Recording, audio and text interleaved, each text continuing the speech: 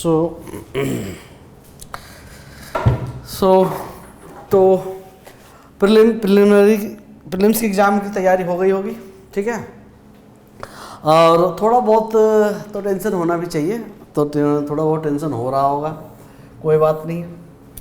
Those who are serious, those who are not serious, both are on the same boat, क्योंकि अभी तो दोनों को टेंशन हो रही होगी। एक जिसने नहीं पढ़ाई की उसको ये लग रहा होगा कि अगले साल तो करना है, और जिसने सीरियसली तैयारी की है उसे लग रहा है कि कल क्या होगा। तो इन सब बातों को ध्यान ना रखते हुए अब जो वार का टाइम है तो लड़ाई लड़ने की तैयारी करनी है। तो लड़ाई लड़ने की तैयारी हो गई है, तो अब आपको ये करना है कि अभी थोड़ा सा ब्रेक लेने की ज़रूरत है। ऑल्दो ब्रेक इसलिए कि थोड़ा सा रेस्ट की ज़रूरत पड़ती है। और साइकोलॉजी में एक कहावत है कि if you want to improve the performance, take the break. That is improvement in performance after the break. Okay. So instead of giving the lot of efforts waking whole night, take the break. Okay. अभी सोचने की ज़रूरत नहीं है, जिनको विशेष लेने हैं, घर बात करना है, अभी कर लो, सुबह मत करना। सुबह करने का मतलब है you are started taking lot of pressures. तो उन सब चीज़ों को ना ध्यान रख करके, और इंडिविजुअल डिफरेंसेस भी हैं, ऐसा नहीं कि यूनिवर्सल फेनोमेना है, कुछ लोगों को प्रेशर फील ही नहीं होता है। तो दूसरी बात कि अभी दूसरा काम करना है क्या है कि जिनको भी पेन पेपर पेंसिल जो भी लेना है अभी ले लें जा कर के, और सुबह का सारा इंतज़ाम कर लें। दूसरी बात, थोड़े से मेडिसिन भी रख लें। मेडिसिन इन द सेंस कि कोई बीमार होने की बात नहीं, अनवांटेड सिचुएशन को लेकर के बोला गया है कि डिस्प्लिन जैसे कोई किसी का हेडेक हो रहा, सर दर्द हो, उसकी दवाई ले लें। टेम्परेचर बहुत ज़्यादा हाई है, चल रहा है, तो उस हिसाब से चीज़ों को प्रिकॉशन के लिए वाटर बोतल वगैरह जो ले लें। किसी से मांगने की ज़रूरत ना पड़े, वहाँ पर किसी पे डिपेंडेंसी की ज़रूरत ना पड़े। डिपेंडेंसी अपने आप में एक हार्डल क्रिएट करेगा, ठीक है। कि डिपेंडेंसी कभी भी किसी के ऊपर ना रखना चाहिए। और you are the person who are, जिन्होंने बहुत ही बड़ा डिसीजन लिया है to become an IAS officer, to run the governance of a country, ठीक है। तो जो ऐसे दमदार लोग हैं उनको किसी पे डिपेंडेंसी रखने की भी ज़रूरत नहीं है। तो जो भी सामान है वो अभी ले लें, रख लें। और तीसरी बात कि ड्यूरिंग द एग्ज़ाम में आपको क्लासरूम का माहौल देख करके डिसाइड नहीं करना है कि क्वेश्चन टफ है या ईजी है।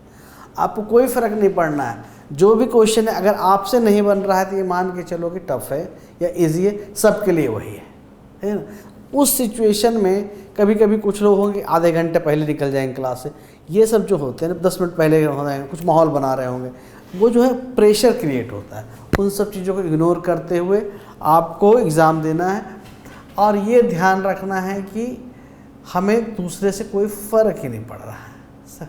फोर्थ पॉइंट क्या है कि नेक्स्ट पॉइंट कि फर्स्ट सिटिंग के बाद सेकेंड सिटिंग के बीच जो ब्रेक है, उस ब्रेक में किसी से फर्जी की बातें नहीं करनी है कि पेपर कैसा था, टफ था, इजी था। कोई डिसाइड नहीं कर रहा, बट आपको ज़रूर डिस्टर्ब कर दे रहा है ना।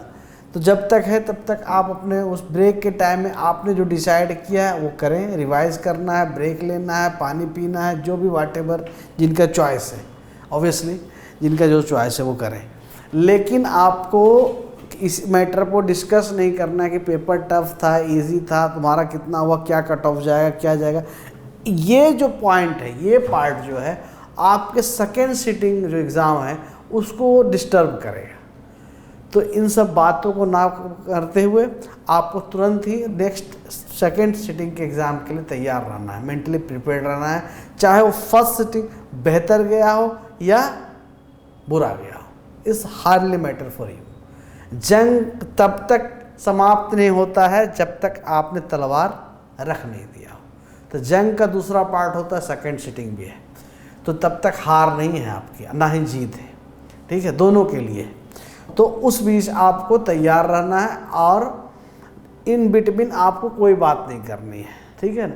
जितना मेंटली फ्री होकर एग्ज़ाम देंगे उतना बेहतर होगा आपके लिए, और उतना ही पॉजिटिव होगा, उतना ही रिजल्ट ओरिएंटेड होगा। तो होप सो कि आप अपने चीज़ों को ध्यान में रखते हुए बिना टेंशन के एग्ज़ाम देंगे और अच्छा से देंगे। All the best for all of you, ठीक है।